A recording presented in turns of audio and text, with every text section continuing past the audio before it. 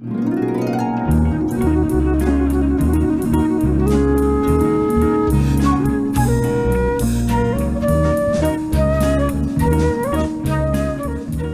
to you from the not-for-profit Mainframe Studios at 900 Keogh Way in downtown Des Moines, this is 900 Views, a podcast about building community through the arts as we build an arts community.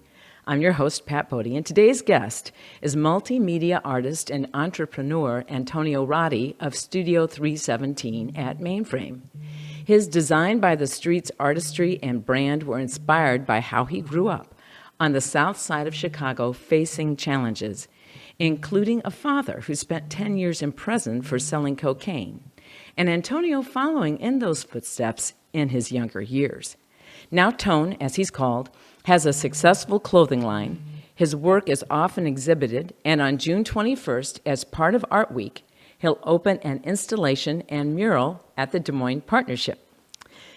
Tone now works to turn struggles into strengths, those are his words, and he wants to help build the community he wishes he'd had when he was growing up. So, Tone, a natural place to start here is, what's that community you wished you had had? So when I was a kid, I had this thing, like I was born in 83, smack into the beginning of hip hop.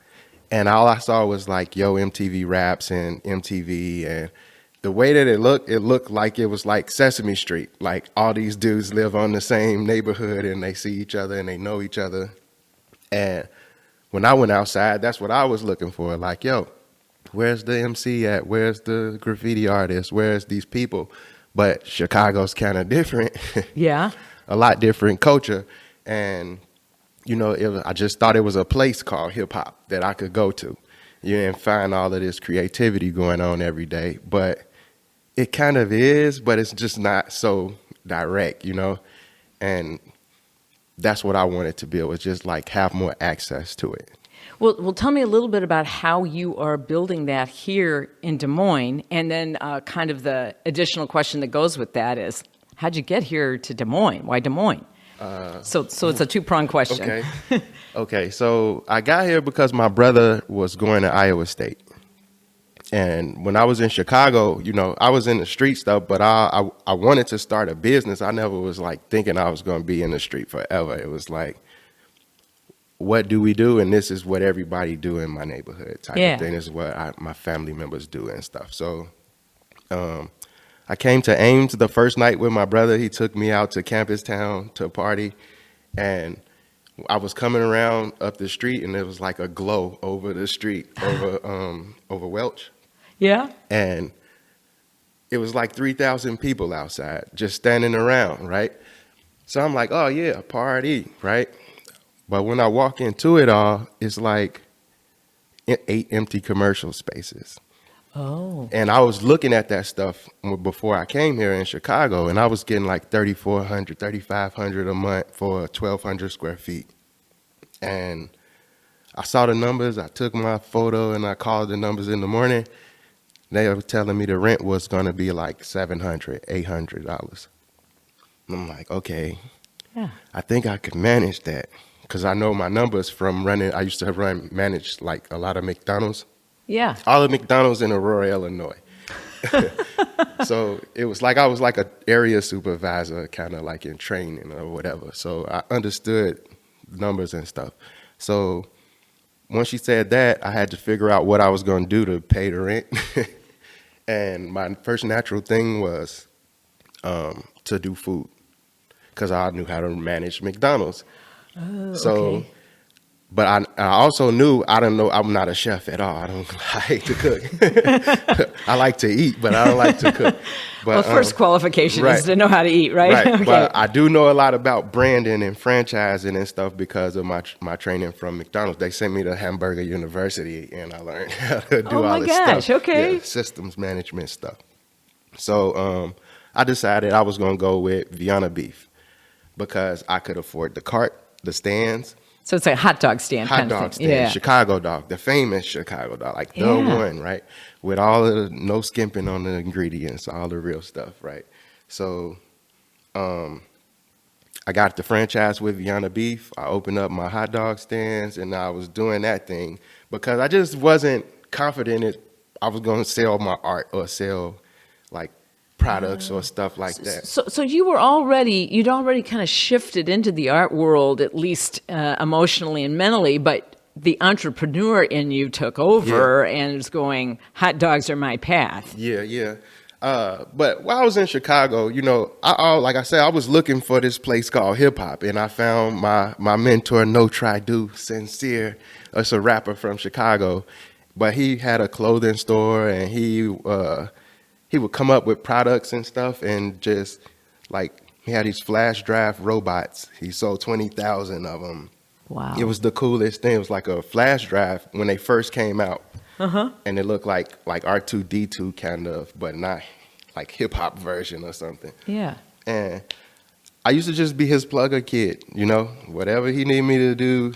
But he would take me and sit me in these meetings with clothing brands and all of this stuff. And I just learned, I saw it, just got to look at it, you know. And once I started to move here, when I got here and I started to do my hot dog stand and I was doing hip hop shows just like his shows, I didn't realize I was doing everything he was doing at the time. It was just like, that's what I know how to do. And I always had ideas to add to what he was doing, but I was just a So you had a mentor? Yeah, so I kind of had a mentor, you know. A little bit from a distance now once you get here. Yeah. But if Facebook came when I got here, so I got to keep him close and everything, you know, so that was cool. I even brought him here. He used to do, he was the only rapper with a drum line and he used to rap to the drum line. And I had him come here to Ames and perform.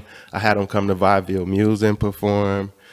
He been here probably 3-4 times and performed in Iowa, but that was the thing that, like, the seed that was in my head was he always set a good example for being like this hip hop guru kind of guy. Yeah. What gave you the courage to kind of shift from hot dogs to the full-time art and design piece? Because I would have my hot dog stand and I had nights where I make like $2,000-$3,000 a night. You know, it was just like drug money and stuff. So I called my best friend, and I'm telling him, hey, T, you got to come out to Iowa, man. I got this hot dog stand. I bought all of the rest of the city down in Ames. They only allow so many spots to be operated on. Yeah. But they was only $50. So I bought them all. And I had all of the rest of the spots. It was me, Super Dog, the Euro stand, and then I had every other spot myself. So I'm like, you come down. I bought another cart. I had two. I was getting my second one. You take this one. I operate this one. We taking over the city with, you know. And but he was like, okay, yeah, that sounds good. I was supposed to go to Wisconsin and see my family. I'm gonna go up there and then I'm gonna come down to you. When he went to Wisconsin, as soon as he got there, the feds raided and he went to jail with a kilo of cocaine. Oh my gosh. I didn't know about that part, right? Yeah. You know, I was all excited about hot dogs. I didn't realize, you know, a drug dealer is not really going to give up selling drugs to come sell hot dogs. You know? But I at the time I was feeling the relief of having the street off my back. And that's what I felt so good about. Like, you should quit and sell hot dogs because, dude, it's this hardcore thing just shattered off of me and I feel so good. I'm bouncy now, you know? And that was the value that I was seeing make up the money that he was going to miss from the drug. But he don't know nothing about this. This is just his boy Carl with a crazy idea. And he going to back me up no matter what, right? Yeah. But he ended up going to jail. Yeah. So while he was in jail, I was just thinking like, what the heck? Why wasn't this good enough? Why didn't he come and do this thing with me? And that's what it dawned on me, you know, he's not going to switch from selling cocaine to selling hot dogs. But you did. I did it because I had confidence that I knew other stuff. So this is kind of where some of the community building comes in, doesn't it? So when I got here and I got stuff really going, I remember that moment where I was like at the fork in the road going, what do I do? All I need is somebody to give me some kind of hope that I'm plugged into something. You know, I looked for a lot of different things. I didn't know about the college experience at all. So being in Ames taught me too that, you know, all of this stuff is, I can access it. I can go and rent. I had a friend that she kind of flunked out of school or whatever, but she didn't flunk out. She got a DUI. Oh. And they kicked her out of school. And she was like, I'm already in debt, $60,000. I got the ID. You take this sucker. And you can go and use the design labs. You can rent all the cameras you need. You can do graphics on all the computers. I'll take you to all the labs and show you how to get everything in the design building. So I just took that as a sign from God. Like, I go here. I go here now. So I would get up in the morning. I go to classes and I figured out I could go to lecture halls and just learn whatever the subject was that I needed to learn, because I felt like college kids knew something I didn't know. You know. Do you still think that's the case? I found out that my experience is everything that they needed. Gotcha. So it's an exchange. It was no, you don't even need that education to me. It was more so you just got to have the heart to get out there and start, you know, and listen to your customers. That's why in all of this, when my friend went to jail with the kilo of cocaine, I had decided to switch to clothes. So I'm trying to figure out how do I make them understand, because I know they know clothes, they love fashion and all of that stuff, they understand it, but why do they think they can sell clothes, right? And I'm trying to figure that out. And I'm shipping off like one of my first orders, a large T-shirt, and I put it on the scale, and I had the scale on kilos instead of pounds or ounces or whatever, right? And it weighed like 1.2 kilos. And I like in the streets, everybody know that 0.2 is just the bag, the wrapper around the dress. So I decided to package my T-shirts like kilos of cocaine so that I could show my friend, you already know what to do with this. So when he came home, I had a shop full of kilos of cocaine, but it's all T-shirts on the inside, and let's hit these streets, buddy. That we designed by the streets, not defined by the streets, you know?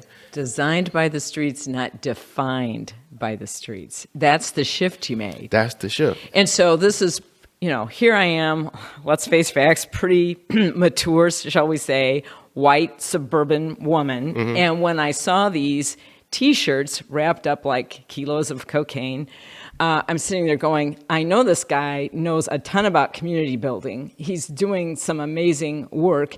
And yet I have a little bit of this disconnect when I see those shirts. But what you're saying is, this is what's relatable for some people. This is what's relatable from the people that I know need this help the most.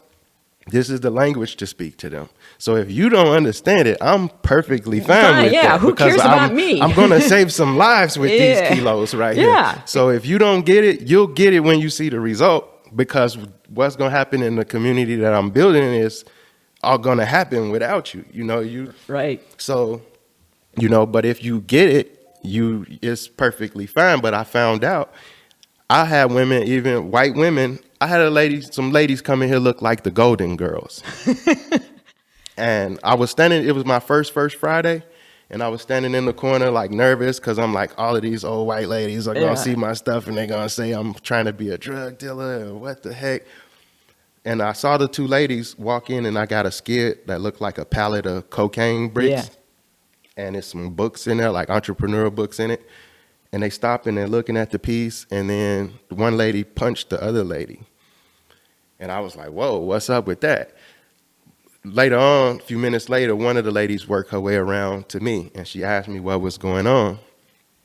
And I told her, you know, the story I just told you. Yeah. And then I told her these are kilos of cocaine, and she was like, oh, I love it. And I was like, whoa, okay. And then she like leaned over to me and was like, I went to jail. And it's like, this is like a white-haired 80-year-old looking woman or something like that. And I was like, this is going to be okay. Everybody got a struggle that they got to overcome. And a lot of this stuff, when you're in the street, it comes with this in a lot of different ways. Even if you was an addict, you still got to deal with the fact that this out of here, you don't get to escape that drugs exist. You just have to learn how to overpower your urge to want them or whatever. So, and, being in the street, the hustlers, they just need a new hustle. That's really it, and it's a big drug dealer named Big Meech in Atlanta. BMF is a series called BMF 50 Cent. He did it on Stars. Oh, okay. But the real one, when he went to jail, and this was like my idol when I was in 18, 19. When right? you were wanting in to be in the hip hop world, right? Yeah. So he said on a documentary that he had that said, the crew gonna be as good as the leader. If you got a robbing leader, then the crew gonna be full of robbers. If you got a hustling leader, then you're gonna have a real hustling crew. It's just about what you're gonna provide for them. And by me being in a position where I used to be that guy for my neighborhood, I just need a new, same rules, same hustle with a new product. So you a hustling leader? I'm a hustling leader, but I'm a thinker. Thinker leader too. Yeah. I'm the ideas guy. I'm gonna think it through. How's this gonna affect us? You're even going to do the math to go with it too. It sounds like to me. Oh yeah. So you're a thinker leader, hustler leader. You're not you design by the streets, not defined by the streets. You're making these pieces really relatable to folks who need that. Need that, right? Yeah. So how's it going? I mean, how big is this community coming to be? And are you starting to have success here in Des Moines, Iowa, with capturing that hip hop community you were aiming for? Or has your vision changed a little? This is why I like about art is you have to do good art. You kind of have to learn yourself, and the learning yourself part is a journey that takes you to find out what inside of that. It exposes you to people who you didn't have access to. Yeah. So when you find out, I'm a pretty good speaker. I mean, people who say, hey, can you come and speak? And I've never had nobody ask me to come and speak before, but okay, like Yes Man, the movie Yes Man, just say yes and see what happens, man, and go and do it, So at a point I had to learn too, like, I'm not finished growing either. So what I'm gonna do is I'm gonna leave this as my featured thing, but I'm gonna go and do my other projects, and I'm gonna still do the things that keep me going and keep me growing, because it's not me telling, at this stage in our life, it's not me telling them what to do, it's me being a good example. Because, like the gang I was in, I won't say I'm an ex-gangbanger, I'm not an active gangbanger, but I wouldn't say I'm not, because there's still kids that's in the gang and they don't want to change and drop what they are and say, I'm not this, I'm a preacher now. Nah, you be who you are, but you can be a different version of this. You can still be from where we from. We can't get out of that. We were born there. And once you born where we from, you in that gang. It's not you choose. It's when you go to the other neighborhood, they'll beat you up and let you know you from there. Yeah. We with those dudes. So, it's me just being that example and being a better example of what they already are. If that makes sense. It makes a whole lot of sense. Because to me. I used to, when I was in that position, I had a time where when I first was 17, 18, when everybody's telling me it's time to be a man, right? And I'm going, okay, what do I want to do for a job? I'm not an office person. I probably would have been better in the army or being a cop, but it's not cool not being a cop in my neighborhood, So everything, I was a basketball player. I'm real athletic and stuff. So I was looking, I'm like, okay, so maybe running my own business or something. Nobody had a business. Nobody owned anything around my house. I knew one neighbor whose brother had a fish restaurant. So I rode my bike to his fish restaurant just to see him in it. And I walked in, and he was standing. First, the workers was just there, but then he came from the back. I asked him, "Hey, D, this your restaurant?" "Yeah." And I just shook my head like, He's yeah. nodding, yes. Like, yeah. He gave me like some fish nuggets, and then and I just looked at him like, oh, so we can do this, you know. You needed to see the This example. is possible, you know. This is possible, and that's all I needed to see, you know. That's why having like Barack Obama as president is good. Yeah.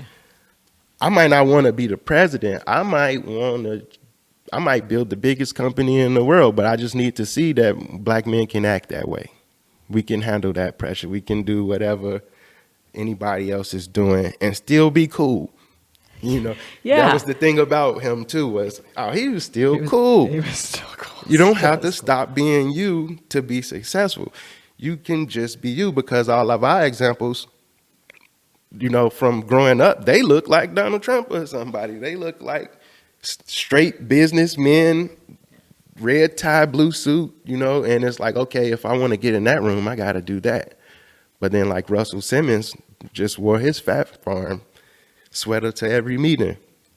And that was an example too, was, well, he don't really have to take that off. He owns it. He made $500 million with that sweater.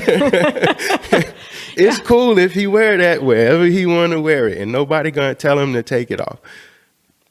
And that's where these types of examples has helped me get here. So I'm okay. It's my turn to be this, but I don't think anybody know how extreme of an influence the street have on the kids nowadays. You know, so I'm not gonna change being who I am for nobody, because this is for my community. If you don't get it, you know, you don't get it. But if you do, I'm here with you too, because I'm a growing artist, and I'm open to new stuff too. So, well, tell me a little bit about the designs by the streets that aren't necessarily the clothing pieces.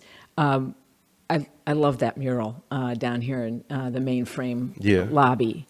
And so tell me a little bit about what's kind of going through your mind, I guess, or your creative juices, how they get flowing. There's a piece behind you that's really impressive. So can you visit with me? I know it's hard to do in the abstract when we're sitting here, but people will see a picture maybe. Yeah. So that's back to what I was telling you. Art is like really good for your mental health. Yeah. So I decided I was going to do all my art to look like the test you get when you go to a psychiatrist. A Rorschach test? Yeah, where they give you like the ink blot and you tell them what you think you see, right? Yeah. That's the city called hip hop that I'm talking about. To me, it's like, it's what I see. Everybody else do something else, and the city might look different depending on which angle you come into the city from. The skyline is different. But the one thing that's always consistent in the middle of my murals is the one building that looks like a speaker, one looks like a spray can, and the other one looks like a pencil. But it's a building shaped like that in every city. Yeah. Pretty much, right? Depending on what angle you coming into the city from, they might be in a different lineup, you know, but they all exist in every place. We all got this place inside of us, you know. I call it Liddy City now. It's Liddy City. Litty. Litty, Liddy City. That's Liddy is like means popping, like the happening place to be, right? Nowadays, that's what the kids would call it. You know, it's lit. Yeah. You don't get invited to Liddy City. You don't plan to go there. You just end up there. You do something dope and you end up there. That's just great. You know, and what's going on is Liddy City is the #1 importer in the world for creative ideas. It's got a really budding arts and community sector of town that's really fun to visit. You should come sometime. Well, this podcast, you're going to end up here. You're ending up in Liddy City right now, you know. Well, and folks listening can go to designbythestreets.com and start clicking around like I got to do. And I felt a little bit like I was in Liddy City. Yeah, that's what I did. I designed a website to feel like you visiting a surreal neighborhood. Yeah, but it's still an element of danger in this city. It's not like a perfect place. You know what I mean? It's things still happen. Art theft still happen in the art community. You know. Well, tell me real quick a little bit about what's happening on June 21st so that folks can hopefully join you for part of that by the Skywalk at the Des Moines Partnership, which is at 7th and Locust, folks, for those who don't know. The 21st is the downtown day for Art Week. Art Week is the week where everybody, all the artists in town, we kind of join together and do like events, or we join together and do one event together. You do your reveals, galleries help out. And it's the week leading up to the Arts Festival. Des Moines turns into Liddy City during Art Week. But I'm doing a mural and an installation at the Des Moines Partnership building. It's going to have an element of AR to it, AR map and projection mapping to it, and some other surprises I ain't going to let out until you come in and experience it. But it's kind of inspired by the Rouen Grand Prix that used to happen here. Until Des Moines turned into Liddy City in 1989 to 1994. When I saw the footage of that, I thought that was the best. I was like, so I live downtown. So this race was in front of my house. So I'm like, yo, what if I came outside one day and it was like a NASCAR?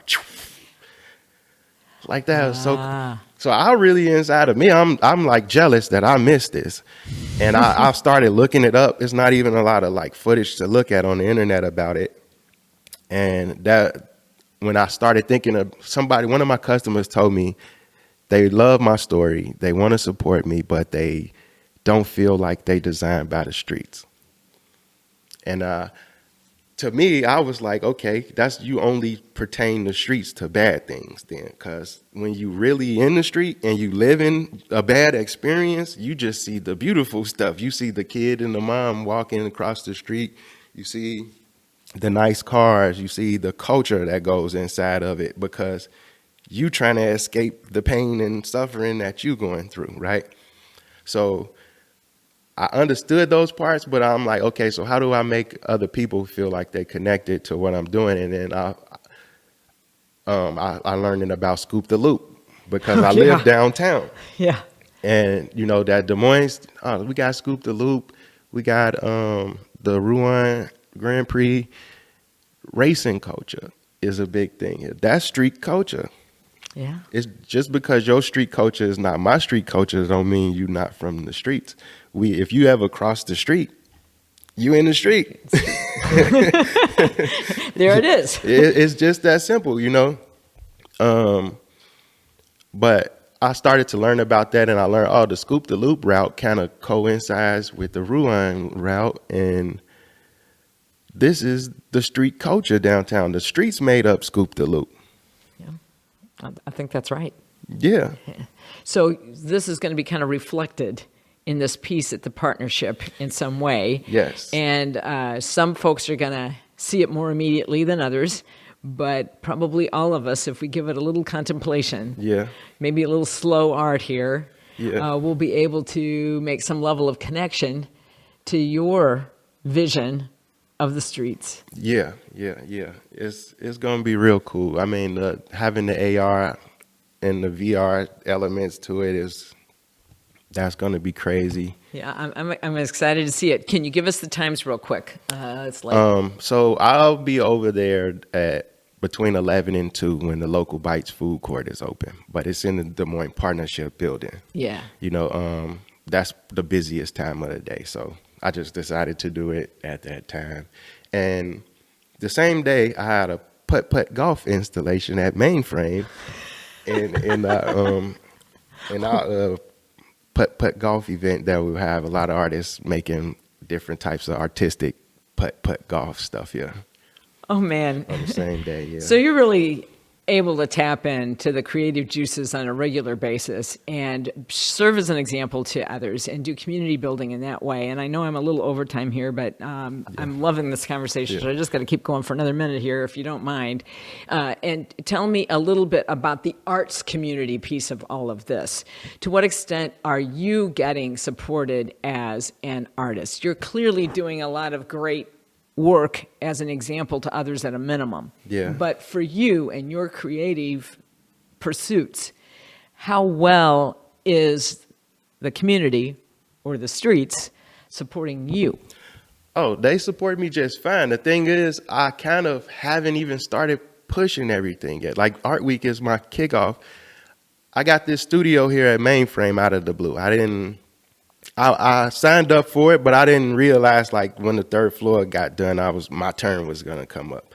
So that kind of came out of nowhere, and it took me from being in my apartment with all of this stuff. Yeah, because this is a pretty good sized studio, folks, and there's clothing racks and murals on the wall and kilos of t-shirt cocaine and computers and printing things. DeShera Bohana's reads are over here, and there are other folks working in it. It's an amazing studio. Yeah, so once I got here, it just took me a year of just readjusting and kind of growing. And it seems that every time I get to the point where I'm like, okay, this is where I start, something else great happened, and it take me to a new level. I'm hitting all of my goals before I'm even getting to push like that. But now I got team members and stuff like that. And that was part of it too, was I couldn't promote, like, push everything while I was trying to build the room and think of these concepts and come up with that stuff. So I just took the time, like, okay, slow down, focus on the art, because once it's done, and try to get these projects that's once they done, and I can move on, and then I can get to the community. As far as being a part of the community don't stop. They come to me already. This my lifestyle. It's not a thing that I gotta start or stop or, when It's not separate from who you are. the kids that I get, they are the bad kids. They would try to say they bad kids. The smart kids that's bored. But when they end up in, like, probation and all of these things, they got court date coming up and they really nervous. This is the times when the kids in the streets' minds are open to ideas. And you know how to take advantage of that, because you know how to make things relatable. Right. I don't take advantage of them. I give them what they need to know. Yeah. Hey, you're going to be on probation. They're going to give you 2 years. If you stay off the weed and not drink for a little bit, they're going to cut that time in half. And if you got your job together and all of this, that lady at the office don't want to see you. She got 1,000 people to see. If you prove to her you're okay, you get half this time and you get out of the system. I didn't mean you take advantage of them. I meant you take advantage of the moment, the learning moment. Right. I just recognize this is the time when they will listen. Otherwise, when they making money in the street, what you gonna tell them? Right. So timing is everything. Timing is everything. Sometimes they really just be wanting to out. Things happen in their families and stuff, and they come and they want to just say, "Hey, man, how you do this?" How do you do this? Well, you had a great example. You're serving as a great example. And that example was kind of an all-inclusive sort of community. Yeah. And individuals within that community. And you got to see these examples. Yeah. I'm just trying to tease out some of the learnings here for folks who are really trying to understand what it takes to do the great work you're doing. Yeah. Because when I got to Iowa, I've been here for 12 years now. So when I started this 12 years ago here, I got footage of all kinds of shows where I've started these rappers off. A lot of the rappers that's in town now is the guys they was the little brothers of the rappers that I started, and I'm still helping the little brothers now, And the other guys, they done grew up and they get their families and they do what they do. Some of them make it where they make it, but I'm always here to be the helping hand, that guy. I'll figure out how I get paid. Well, I can't thank you enough. This has been a really exciting time for me to get to, because this is a way of community building through the arts that I think a lot of people would not understand without you being here to be able to walk us through it. So thank you for that. So many thanks to Tone Roddy and his Design by the Streets. And as a reminder, you can find Tone at Mainframe Studios and see his work launched in the Skywalk at the Greater Des Moines Partnership Building at 7th and Locust on June 21st, and Tone himself will be there from 11 to 2. Gratitude also to Siobhan Spain and Sabrina Carper, who keep Mainframe humming, and to my collaborator, Alex Cooney. Thank you for listening to 900 Views.